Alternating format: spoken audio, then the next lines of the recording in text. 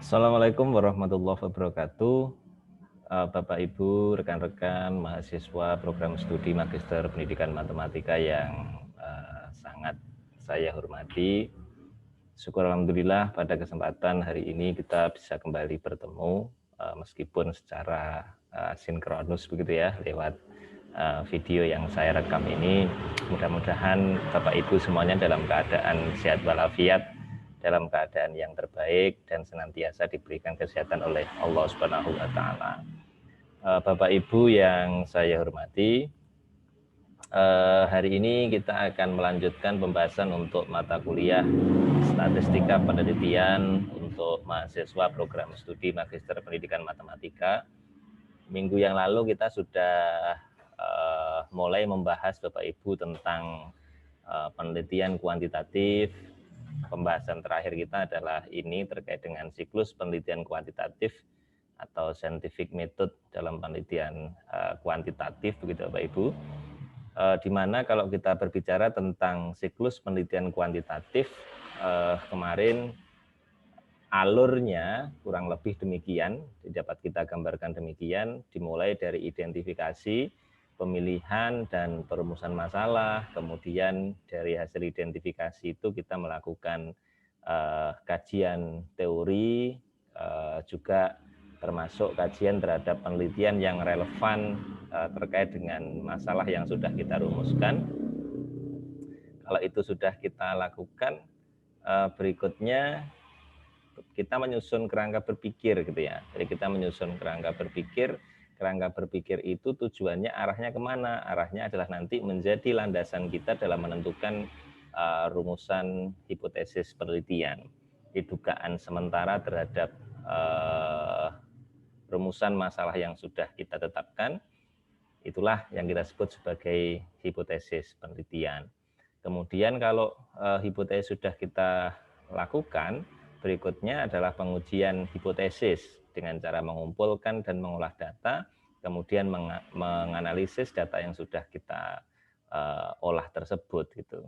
Itu yang kemudian nanti akan kita peroleh apakah hipotesis yang sudah kita rumuskan itu apakah diterima ataukah kita tolak gitu ya. Jadi kurang lebih kemarin kita sudah sampai membahas itu. Nah, hari ini Bapak Ibu coba kita lebih lebih detail membahas itu di pertemuan-pertemuan berikutnya, barangkali sekitar 2 sampai 3 kali pertemuan nanti kita membahas lebih detail mulai dari bagaimana kita mengidentifikasi, memilih dan perumusan masalah, kemudian bagaimana itu kajian teori yang baik, bagaimana menyusun kerangka berpikir yang baik, bagaimana untuk merumuskan hipotesis, sampai nanti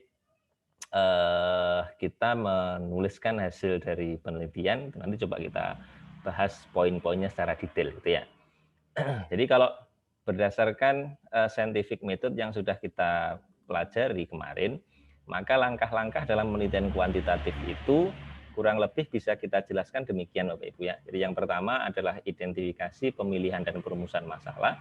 Kemudian yang kedua adalah telaah pustaka. Jadi kalau masalah sudah kita rumuskan, kita melakukan telaah pustaka, kemudian kita susun hipotesisnya, kemudian kita mengidentifikasi, mengklasifikasi, dan pemberian definisi operasional terhadap variabel. Karena nanti kalau kita berbicara tentang penelitian kuantitatif, maka variabel penelitian itu nanti sangat penting, Bapak Ibu. Penentuan variabel penelitian itu nanti sangat penting, dan nanti bagaimana variabel penelitian itu nanti kita operasionalkan definisinya agar lebih mudah bagi kita sebagai seorang peneliti untuk menerjemahkan variabel itu di lapangan begitu untuk mendapatkan data. Nah, kalau sudah kita identifikasi, klasifikasi dan pemberian definisi operasional variabel, berikutnya adalah pemilihan atau pengembangan alat pengambil data. Nah, biasanya alat pengambil data itu kita sesuaikan dengan variabel yang sudah kita tentukan di atas gitu, yang sudah kita identifikasi variabelnya apa saja, sudah kita klasifikasikan variabelnya, tipe datanya apa, apakah mungkin itu ordinal ataukah mungkin itu nominal ataukah yang lain gitu ya, ataukah rasio ataukah interval gitu. Itu setelah kita klasifikasikan, kemudian kita menentukan pemilihan atau kita mengembangkan alat pengambil data yang tepat gitu. Jadi kalau kita misalkan memiliki variabel X, maka harus bisa kita pastikan bahwa nanti alat pengambil datanya itu adalah alat untuk mengambil data X gitu ya. Itu tahap kelima kurang lebih seperti itu. Kemudian yang keenam, kalau kita sudah menentukan tadi, sudah memilih dan mengembangkan alat pengambil data, yang keenam adalah penyusunan rancangan penelitian. Jadi nanti penelitian itu mau kita rancang seperti apa, kita desain seperti apa, kita lakukan dengan prosedur seperti apa, itu nanti kita rancang.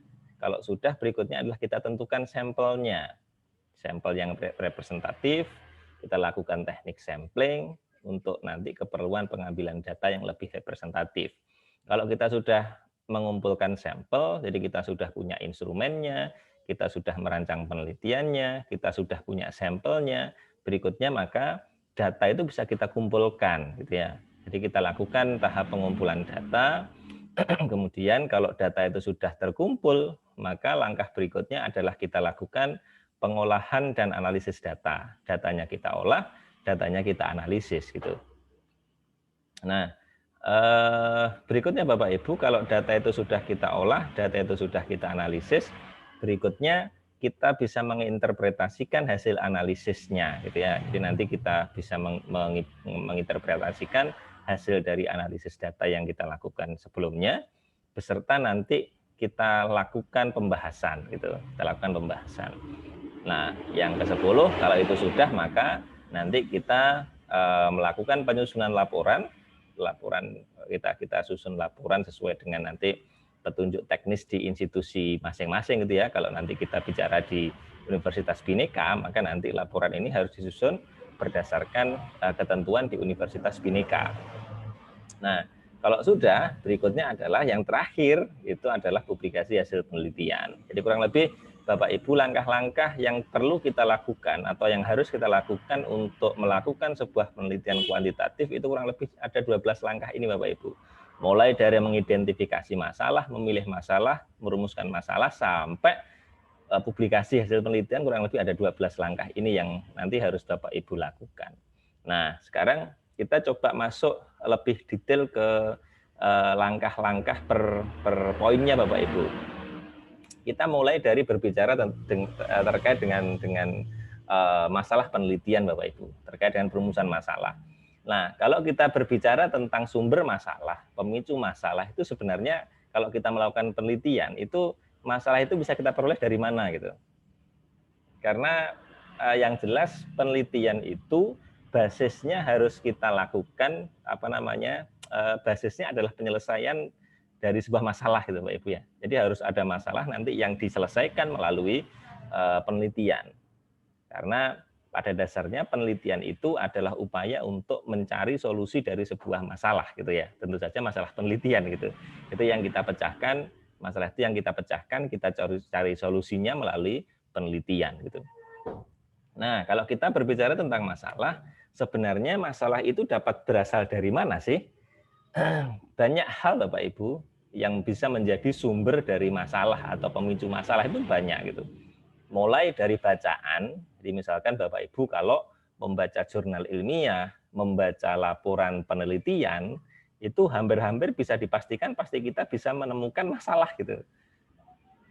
Baik masalah yang diangkat di dalam penelitian itu maupun nanti penelitian lanjutannya gitu ya. Itu nanti akan memberikan inspirasi bagi kita.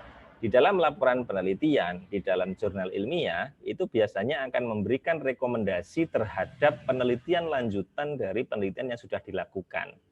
Itu biasanya akan ada gitu Bapak Ibu.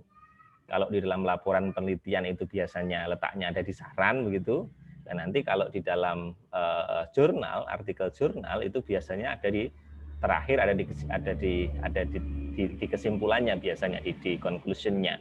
Itu biasanya nanti ada saran untuk penelitian lanjutan dari artikel itu atau dari penelitian itu.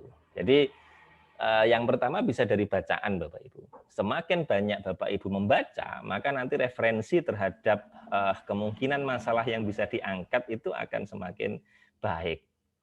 Maka saya menyarankan Bapak Ibu untuk memperbanyak referensi dengan semakin banyak membaca gitu ya. Jadi perbanyaklah referensi Bapak Ibu, bacaan Bapak Ibu agar nanti bisa menemukan masalah yang semakin menarik gitu. Dan biasanya nanti dengan banyak membaca itu kita akan memiliki sebuah knowledge terkait dengan bagaimana sih arah penelitian atau tren dari penelitian di bidang yang sedang kita tekuni Bapak Ibu. Gitu. Jadi pertama adalah dari membaca, dari sumber bacaan. Bisa laporan penelitian, bisa artikel jurnal, bisa buku. Jadi banyak hal Bapak Ibu ya. Banyak hal yang bisa kita baca untuk menemukan pemicu masalah ini atau sumber masalah ini yang bisa menjadi sumber masalah. Banyak hal. Kemudian yang kedua bisa jadi dari pertemuan ilmiah. Dari pertemuan ilmiah, dari seminar nasional, seminar internasional, itu kemungkinan akan bisa juga kita jadikan sebagai sarana untuk menemukan masalah. Akan menjadi sumber bagi kita untuk menemukan masalah gitu. Karena biasanya kalau kita berbicara seminar, conference, itu biasanya narasumber, keynote speaker itu akan mengangkat isu-isu yang sedang in gitu ya. Jadi isu-isu terbaru di dalam bidang dari pertemuan ilmiah itu biasanya akan diangkat. Nah, dari situ kemungkinan besar kita pun juga dapat menemukan masalah apa yang menarik di bidang yang sedang kita kaji gitu. Kemudian bisa juga dari pernyataan pemegang otoritas, misalkan dari menteri, dari bupati, dari gubernur, gitu ya Bapak Ibu ya, dari pemegang-pemegang kebijakan.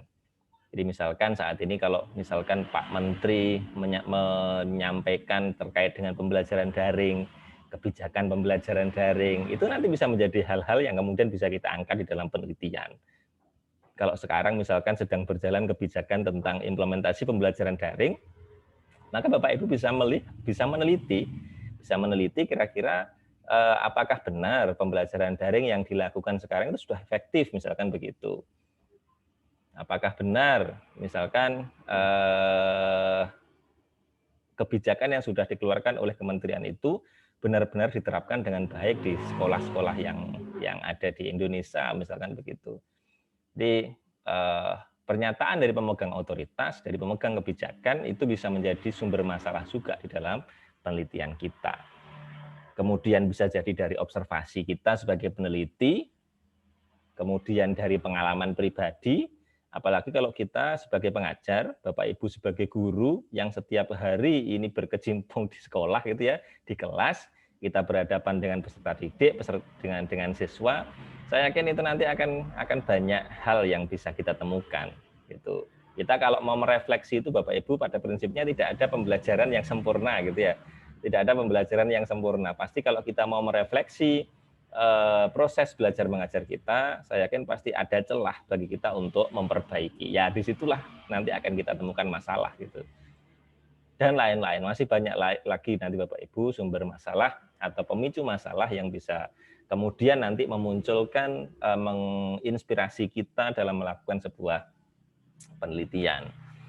Nah, biasanya Bapak Ibu di dalam latar belakang itu dimuat sumber masalah yang disertai dengan data empirik pendukungnya gitu. Jadi sebuah sumber masalah yang baik memang itu harus dilengkapi dengan data empirik pendukung gitu ya. Ini saya berikan misalkan ini Bapak Ibu, jadi hal-hal yang beberapa masalah yang kemungkinan itu nanti bisa kita angkat di dalam latar belakang masalah, misalkan begini Bapak Ibu. Misalkan prestasi belajar geometri ruang dari siswa kita itu jelek misalkan begitu. Jadi ketika kita misalkan mengajar topik tentang geometri ruang, kita kemudian menemukan sebuah fenomena dari sekian pengalaman mengajar kita, ternyata rata-rata kok ketika siswa atau peserta didik kita itu belajar geometri ruang, itu kenapa kok prestasinya jelek ya gitu. Gitu. Dan yang kedua misalkan guru-guru mengajar dengan cara tradisional dalam mengajar geometri ruang, yaitu dengan metode ceramah gitu. Itu bisa jadi sumber masalah Bapak Ibu nanti yang perlu kita kritisi gitu ya. Kemudian misalkan guru-guru tidak menggunakan alat peraga yang menarik dalam mengajar gitu. Misalkan kalau sekarang sudah banyak media pembelajaran berbasis komputer yang berbasis animasi untuk mengajarkan geometri ruang, oh ternyata guru-guru kita ternyata masih banyak yang menggambar di papan tulis, misalkan begitu Bapak Ibu. Kemudian bisa jadi kebanyakan guru hanya lulusan diploma 3, misalkan gitu Bapak Ibu ya. Jadi tidak masih banyak guru yang masih belum S1, misalkan begitu. Belum lagi banyak siswa yang tidak mempunyai minat yang tinggi dalam belajar geometri gitu. Jadi banyak masalah-masalah yang bisa kita angkat, yang bisa kita kaji, ini yang nanti kemudian bisa kita kembangkan dalam sebuah penelitian gitu. Nah, kalau kita sudah punya sumber masalah Bapak Ibu, punya sumber masalah, yang perlu kita ingat adalah bahwa data empirik itu harus diimbangi dengan teori pendukung Bapak Ibu. Jadi kalau kita sudah menemukan masalah, kita sudah punya data empiriknya, maka data empirik itu harus diimbangi dengan teori pendukung terkait dengan masalah yang kita angkat gitu ya. Jadi kalau kita misalkan mengkaji tentang tadi penggunaan media geometri ruang misalkan, maka kita harus mengkaji teori-teori terkait dengan penggunaan geometri berbasis komputer, geometri ruang berbasis komputer yang sudah digunakan, yang sudah banyak dipublikasikan seperti apa gitu. Itu tuh teori-teori harus kita kaji. Teori tentang penggunaan media pembelajaran seperti apa itu harus kita kaji gitu. Untuk mendukung nanti pengungkapan atau perumusan masalah yang kita tuliskan di dalam penelitian kita. Nah, kalau sudah sumber masalah itu sudah ada Bapak Ibu, berikutnya kita mengidentifikasi masalah itu. Dari satu atau lebih sumber masalah tadi begitu dapat diidentifikasi banyak masalah penelitian. Jadi sebagai contoh misalkan ini Bapak Ibu. Misalkan ada kemungkinan rendahnya prestasi geometri tadinya yang pertama tadi disebabkan oleh metode pembelajaran yang dilakukan oleh guru. Ada kemungkinan dugaan kita gitu ya, dugaan kita sebagai peneliti. Ada kemungkinan rendahnya prestasi geometri itu disebabkan oleh metode pembelajaran yang dilakukan oleh guru, misalkan begitu. Nah, terkait dengan ini, maka muncul pertanyaan, apakah kalau metode pembelajaran gurunya diubah, apakah prestasi siswa menjadi lebih baik gitu? Itu kan kemudian pertanyaan yang muncul kan begitu gitu ya. Jadi kalau kita menduga bahwa rendahnya prestasi geometri itu disebabkan oleh metode pembelajaran yang dilakukan oleh guru, kemudian pertanyaan muncul adalah seperti ini, kalau metode pembelajaran gurunya diubah, apakah prestasinya nanti lebih baik gitu. Nah, kalau kita kemudian muncul pertanyaan seperti ini, kira-kira kita menelitinya dengan cara bagaimana? Maka kita menelitinya bisa kita lakukan dengan cara membandingkan sebuah metode pembelajaran yang menarik dengan metode ceramah, dan kita melihat apakah metode pembelajaran yang menarik tersebut ini cocok untuk berbagai karakteristik siswa. Misalkan siswa laki-laki atau perempuan itu cocok apa enggak gitu. Apakah cocok misalkan untuk berbagai jenjang motivasinya siswa gitu. Jangan-jangan nanti metode ini hanya cocok digunakan untuk siswa yang punya motivasi belajar tinggi misalkan gitu ya. Ataukah mungkin cocoknya hanya untuk yang motivasi belajarnya rendah. Ternyata kalau yang motivasi tinggi ternyata ya sama saja ini pakai media apa tidak gitu. Atau metode ini digunakan atau tidak. Ternyata kalau yang tinggi sama saja tuh misalkan gitu. Jadi ini perlu kita lihat juga apakah ini cocok untuk berbagai karakteristik siswa. Jadi ini salah satu dari identifikasi masalah kita dari sumber masalah tadi yang sudah kita ungkapkan di dalam latar belakang gitu Bapak Ibu ya. Nah, bisa jadi juga Bapak Ibu kemungkinan rendahnya prestasi geometri itu karena guru tidak menggunakan alat peraga yang menarik gitu. Kalau isunya seperti ini, kira-kira pertanyaannya yang muncul seperti apa Bapak Ibu kira-kira? Barangkali bisa jadi begini, apakah kalau nanti alat peraganya kita ubah itu apakah nanti prestasi belajarnya akan meningkat gitu? Apakah prestasi belajarnya akan berubah juga gitu ya? Atau jangan-jangan sama saja gitu pakai alat peraga apapun jangan-jangan sama saja ataukah akan berubah kan gitu ya. Sehingga untuk melakukan itu bisa kita teliti dengan cara bagaimana? Dengan cara membandingkan pembelajaran dengan berbagai alat peraga gitu. Misalkan ada yang menggunakan alat peraganya itu ya papan tulis itu gitu. Kemudian ada lagi yang menggunakan alat peraganya misalkan alat peraga berbasis komputer. Kemudian ada juga mungkin yang satunya lagi nanti alat peraganya adalah alat peraga yang berbasis benda nyata misalkan begitu. Jadi bisa kita bandingkan.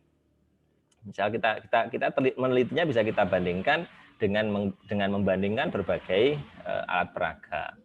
Kemudian apakah alat peraga tersebut juga cocok untuk berbagai karakteristik siswa tadi gitu. Jangan-jangan alat peraga itu kalau komputer itu hanya cocok untuk siswa laki-laki, jangan-jangan gitu ya. Siswa perempuan jangan-jangan nggak cocok gitu. Jangan-jangan siswa kalau perempuan itu lebih cocok kalau menggunakan alat peraga berbasis benda nyata, jangan-jangan gitu. Itu hal yang menarik untuk kita lihat gitu.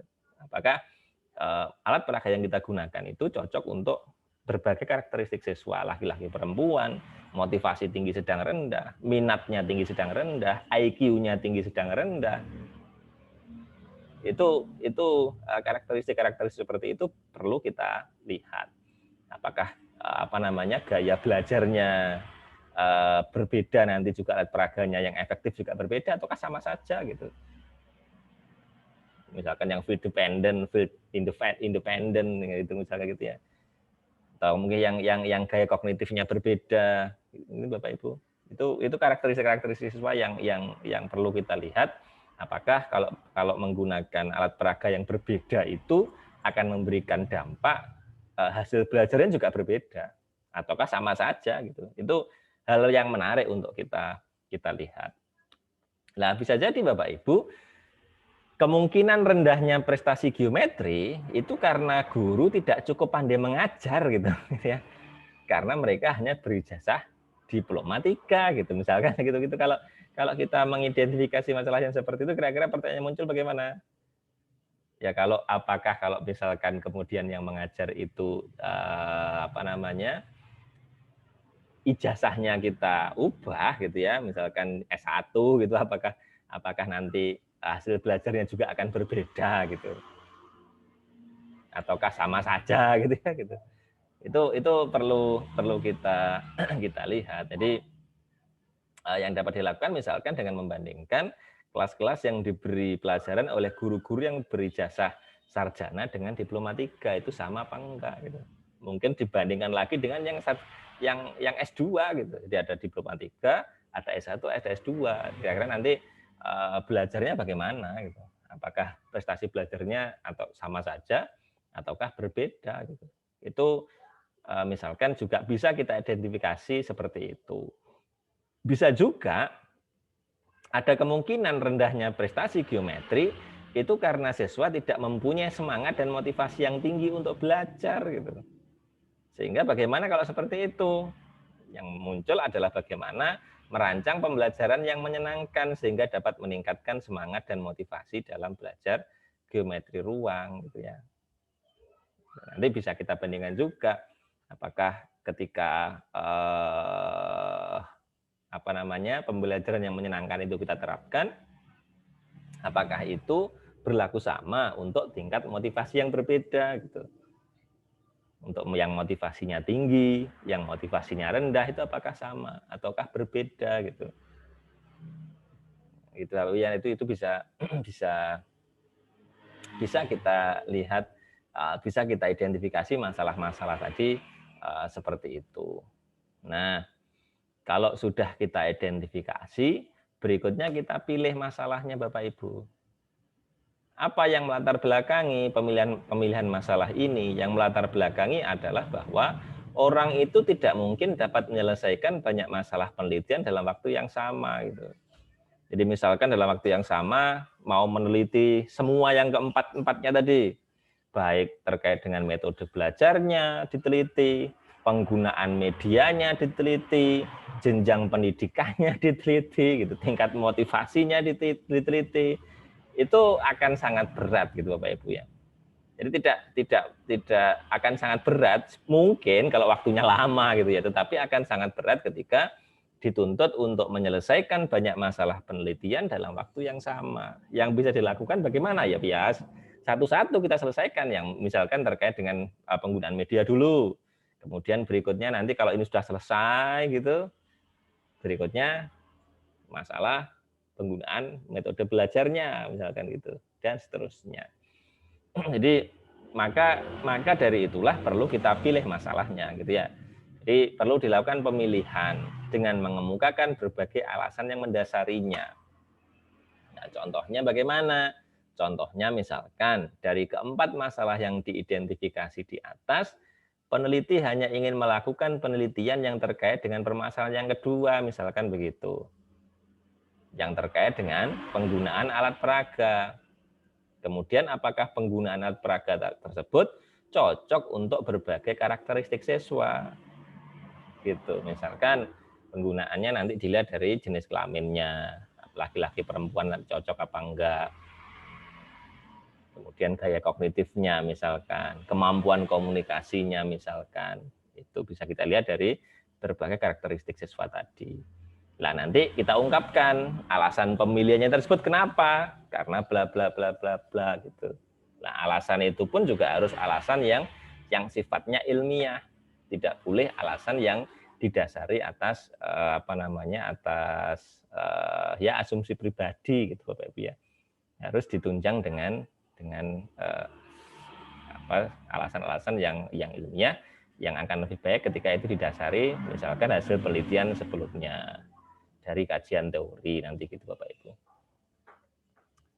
Jadi itu Bapak Ibu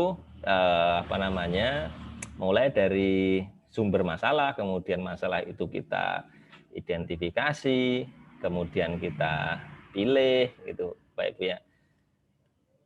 Nah, kalau berikutnya nanti sudah kita pilih, berikutnya nanti masalah itu nanti harus kita batasi Bapak Ibu, ada pembatasan masalah. Tapi sebelum kita bahas tentang pembahasan masalah, Bapak Ibu sekarang silahkan mencoba untuk merefleksi terkait dengan proses pembelajaran yang sudah dilakukan selama ini gitu ya. Coba dibuat sebuah oret-oretan nanti dengan format yang saya berikan Bapak Ibu nanti saya berikan lewat grup atau lewat LMS kita. Nanti dari format itu Bapak Ibu coba menentukan kira-kira dari pengalaman Bapak Ibu atau yang sudah Bapak Ibu lakukan selama ini, kira-kira Bapak Ibu bisa mengidentifikasi masalah apa saja nanti yang bisa kita angkat di dalam penelitian gitu ya. Coba nanti itu bisa kita diskusikan. Barangkali itu Bapak Ibu penjelasan yang bisa saya berikan terkait dengan masalah penentuan masalah, mulai dari tadi kita menentukan sumber masalah sampai kita memilih masalah gitu ya. Coba Bapak Ibu praktekkan dalam konteks pengalaman Bapak Ibu masing-masing. Terima kasih. Kalau ada kurang lebihnya saya mohon maaf yang sebesar-besarnya. Saya akhiri akhirul kalam. Assalamualaikum warahmatullahi wabarakatuh.